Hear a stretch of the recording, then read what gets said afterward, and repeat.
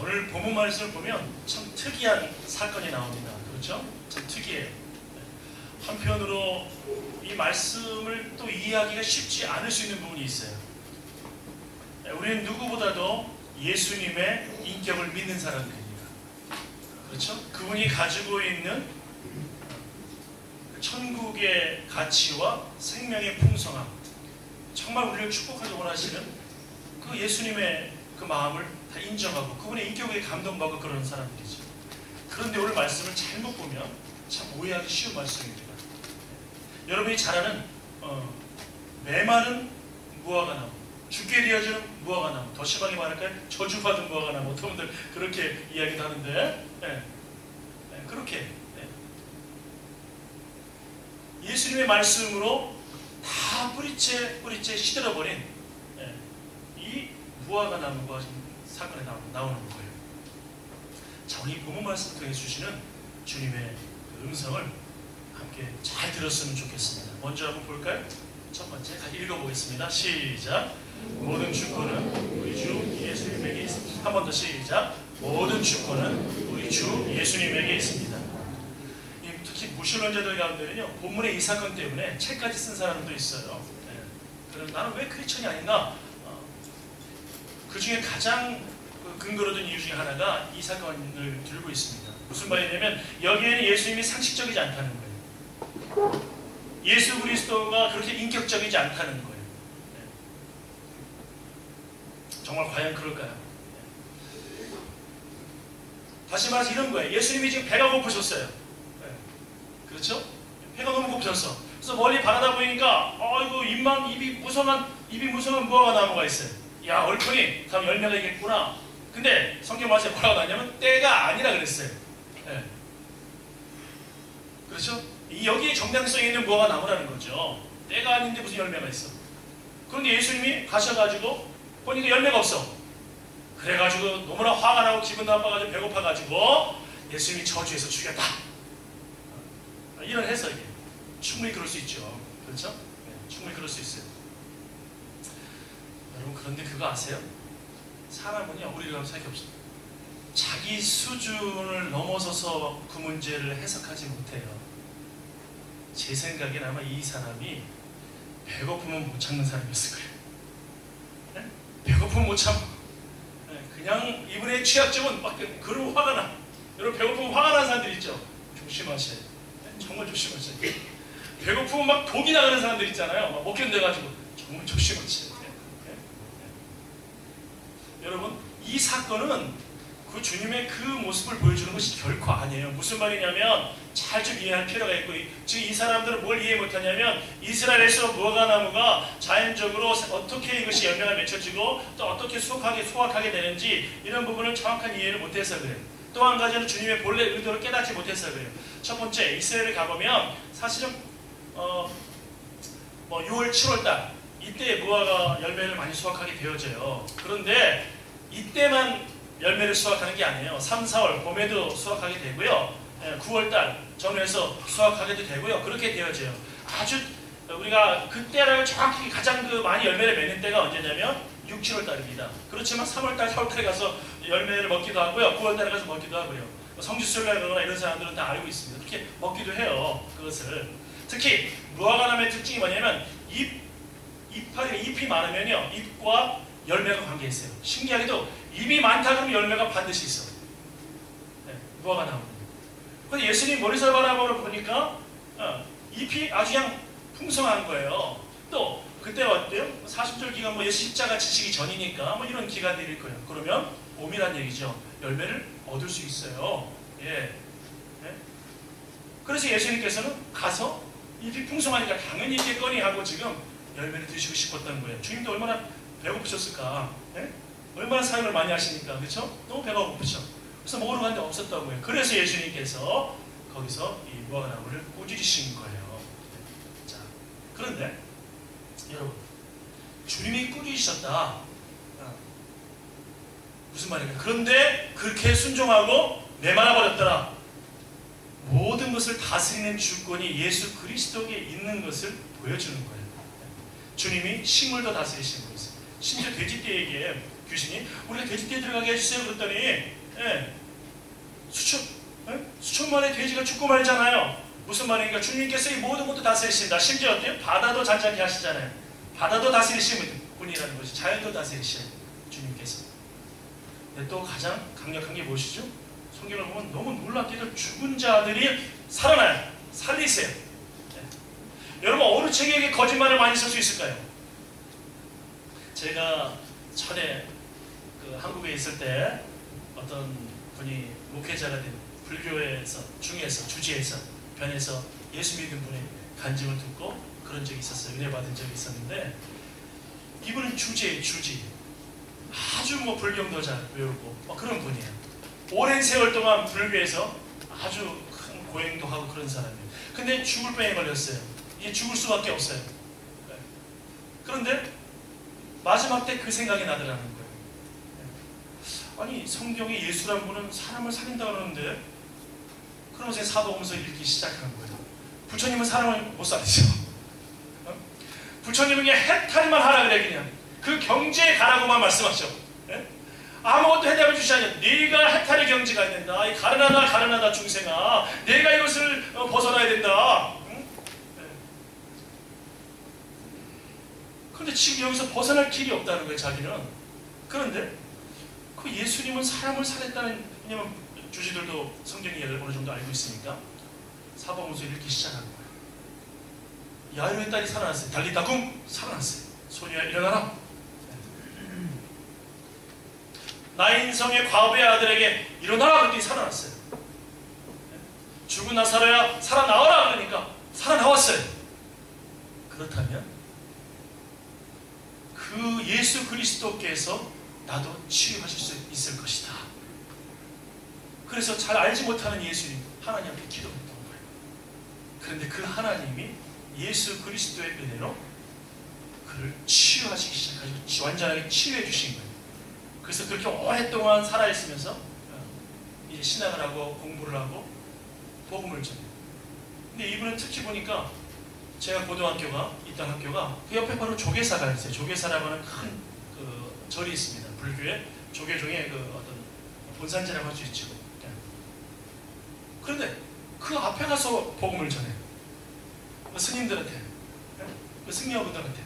얼마나 용감한지. 그거 맞아 죽으려고. 그렇죠? 그런 분이 되었다는 거. 여러분, 죽음까지도 다스리시는 분이 바로 예수 그리스도이십니다. 네? 그분이 모든 것을 주관하시는 분이시라는 것을 지금 보여주고 있는 거예요. 이 사건은. 네. 우리 이것을 기억을 해야 돼요. 네? 두 번째로 보겠습니다. 읽어보겠습니다. 시작. 주님이 원하시는 것은 열매입니다. 여러분, 성경의 이적들은요, 예수님이 그냥 이적을 보여주시는 것이 아니에요. 이적에는 반드시 메시지가 있어요. 이적이 그냥 재미로 즐기라고, 야 너희들 감탄하라고, 그 신비로 인해서 야 신비에 취해가지고 막 즐거우라고 그렇게 하시는 게 아니에요.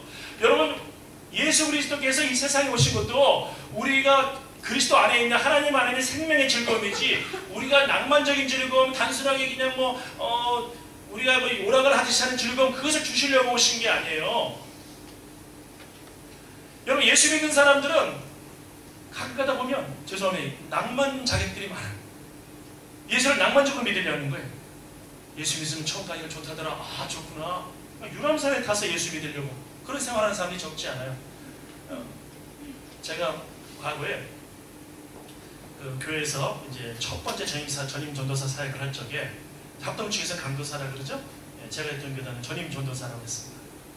그 사역을 할 때 청년들을 이제 양육하고 가르치는데, 그때 제가 했던 교회가 선교단체 훈련을 받은 사람들이 적지 않은 교회였어요. 상당히 많은, 제가 말하면 아는 유명한 선교단체입니다. 근데 이 아이들이 찬양할 때는 얼마나 아름답게 찬양하는지, 그리고 목소리도 막 가늘가늘해.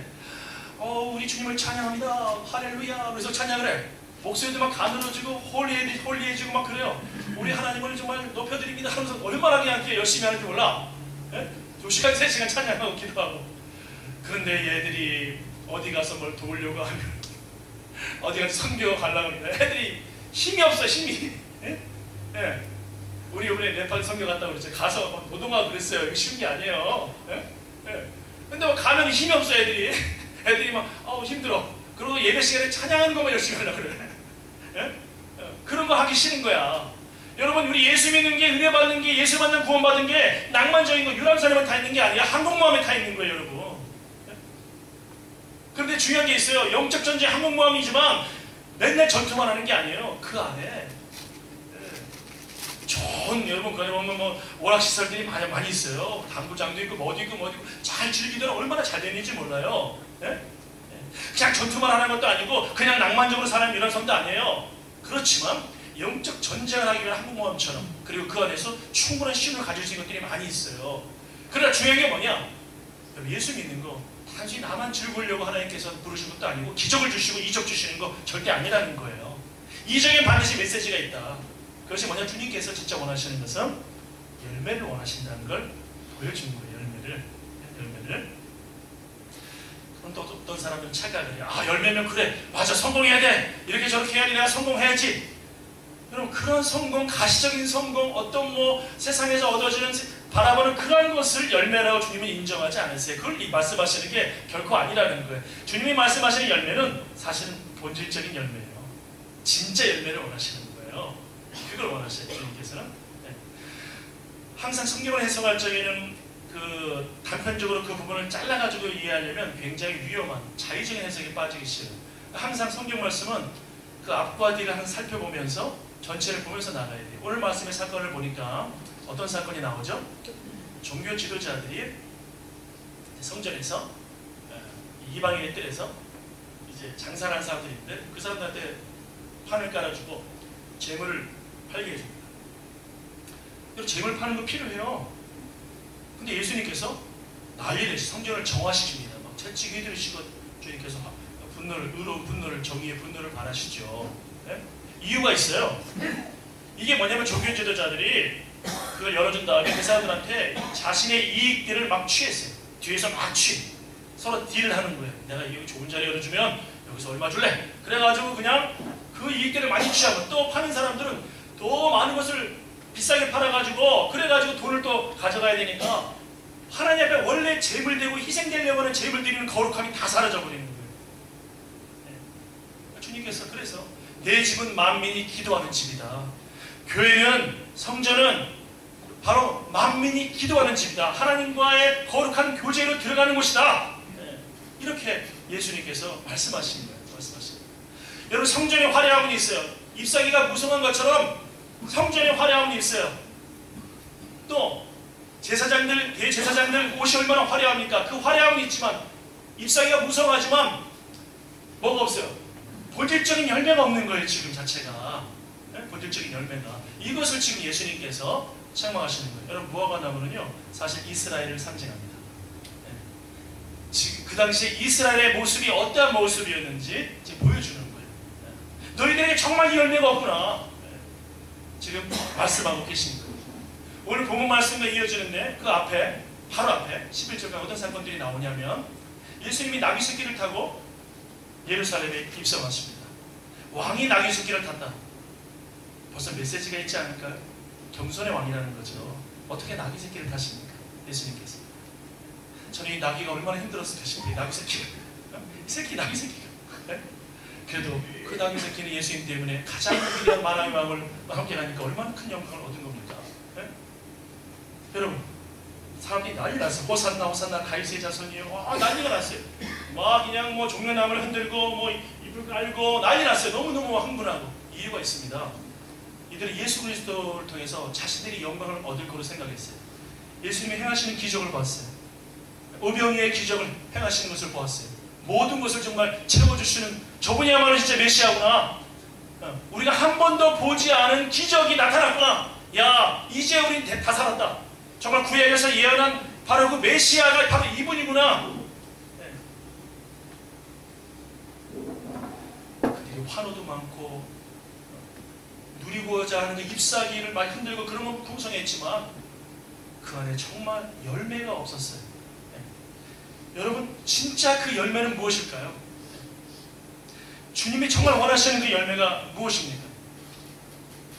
여러분, 말씀을 보면 사실은 열매가 어렵지 않아요. 정말 단순해요. 오늘 말씀을 연결해서 보면 주님께서 우리에게 공포를 주시려고 무화과 나무를 죽게 하신 게 아니에요. 진짜 그 열매를 원하시는 거예요. 오늘 말씀 여러분 25절 말씀 보세요. 다 같이 한번 읽어보겠습니다. 25절 말씀 같이 시작. 서서 기도할 때 아무에게나 혐의가 있거든 용서하라.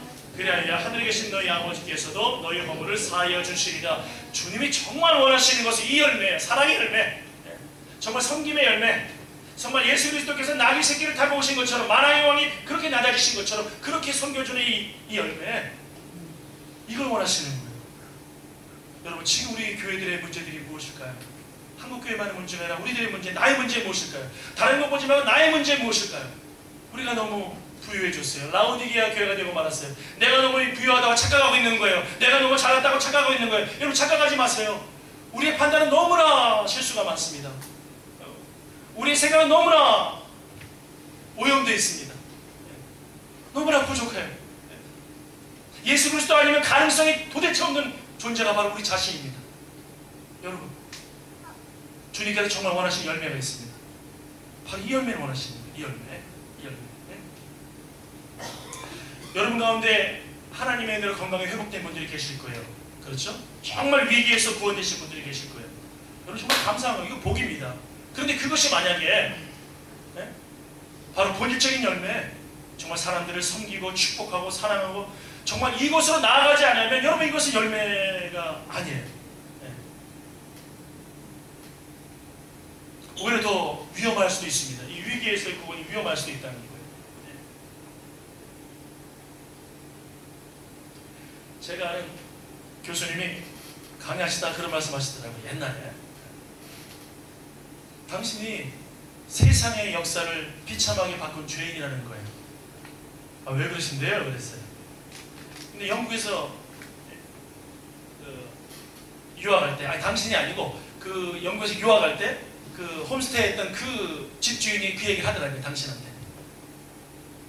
그 할아버지가 내가 세상의 역사를 비참하게 만들었다. 난 죄인이다. 그러더라는 거예요. 그래서 우리 이 교수님이 아, 왜 그러세요? 이렇게 물어보았대. 그랬더니 그분이 하는 말씀이 2차 대전 때인가요? 그 전쟁하다가 독일군 포로를 자기 집에 숨겨줬다는 거예요. 포로를. 하도 불쌍해가지고. 근데 이 녀석이 오래 나갔는데 그 이름이 아돌프 히틀러였다는 거예요. 이름이. 위기에서 구해주고 위기에서 도와줬는데 역사를 비참하게 만든 거예요. 도와주지 말았어요.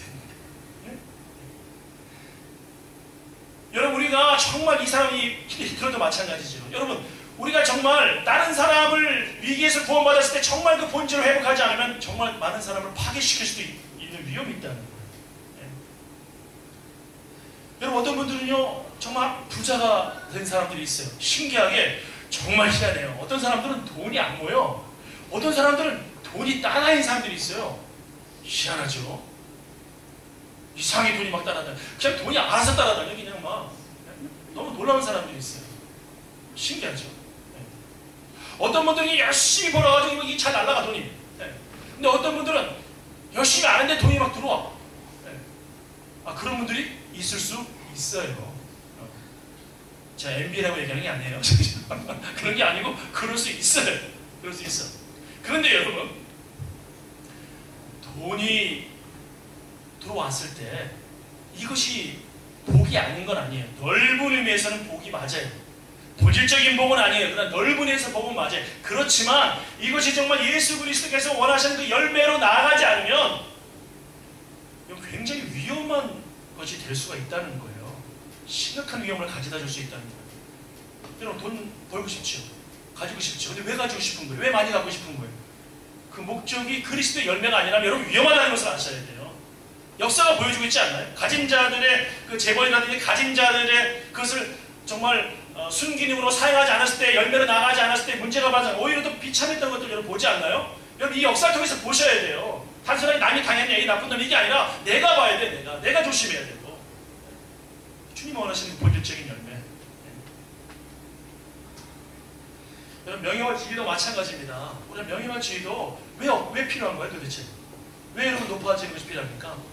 다른 사람을 호령하고 다른 사람을 부리려고요? 그거 아니란 말이에요. 그것은 한 가지입니다. 내가 다른 사람을 더 잘 섬기기 위해서 필요한 거예요. 지위는, 위치는 다른 사람을 잘 섬기기 위해서 필요한 거예요. 이게 중요한 거예요. 누구처럼? 예수님처럼. 누구의 열매처럼? 예수님의 열매처럼. 지난 주일에 연합예배, 부활절 연합예배 때, 한인교회 연합예배 때 제가 설교하면서 간단하게 이런 얘기했어요. 설교를 제가 한 21분으로 딱 끊었을 거예요. 오신 분들 설교 길지 않았죠? 제가 어린이들을 사랑하거든요.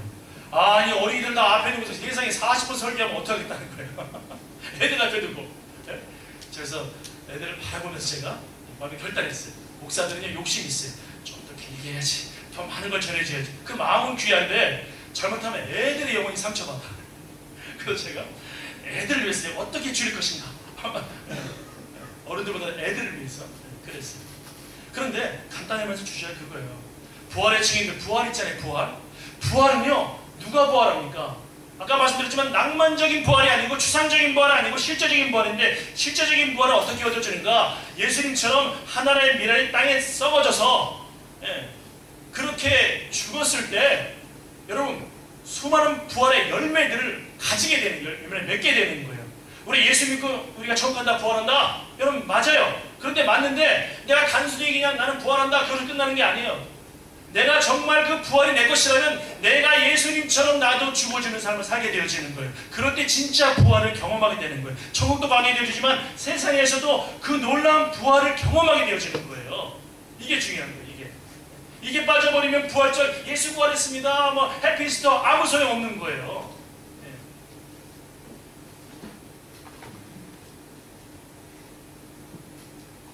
어떤 분들은 그래요. 목사님 근데요 그 한평 강도는요 아무것도 한 게 없잖아요. 뭐 했다고 구원받아요? 뭐 했는데요 도대체? 자신의 죄 때문에 죽은 것밖에 더 있습니까? 그가 어떤 변화가 있었어요? 무슨 열매를 맺었어요? 여러분 주님이 보시는 열매는요 항상 사람마다 달라요. 상황마다 달라요. 사람에게 주어진 인생마다 달라요. 근데 우리가 함부로 판단할 수 없는 거예요. 무슨 말이냐면 지금 이 한평 강도는 처음에 예수님을 비판하고 난리 났어요. 비판의 자리에서 예수님을 인정하고 회개하고 영접하러 가는 그 자리로 갔잖아요. 그게 자체가 열매예요. 그 자체가 열매인 사람은. 그 자체가 변화예요. 예수님 너무너무 기뻐하는 열매를 좀 맺은 거예요. 그래서 오늘 내가 나와 함께 낙원에 있으리라 예수님이 말씀하신 거예요. 이것이 바로 주님의 놀라운 자비입니다. 주님이 사람을 평가하실 적에는요 각 사람마다 달라요. 그 사람 상황마다 달라요. 그 상황에서 이해해주고 만나주세요. 주님 그런 분이세요. 그래서 여러분과 제가 가능성이 있는 거예요. 그렇지 않은 어떤 기준을 정해놓고 거기에 도달하지 않으면 너희들 안 된다 기준 정하시면 우린 다 큰일 납니다.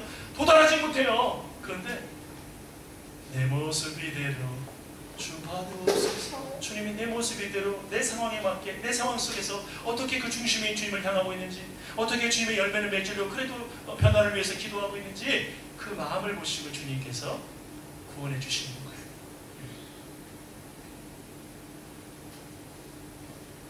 주님이 정말 원하시는 것은 성공적이고 가시적이고 막 그런 것들이 아니라 정말 본질적인 그 열매, 주님을 향한 섬김과 용서와 그 사랑의 열매다.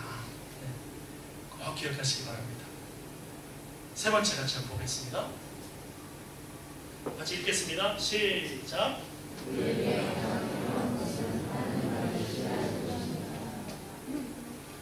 여러분 정말 하나님만을 신뢰하십니까?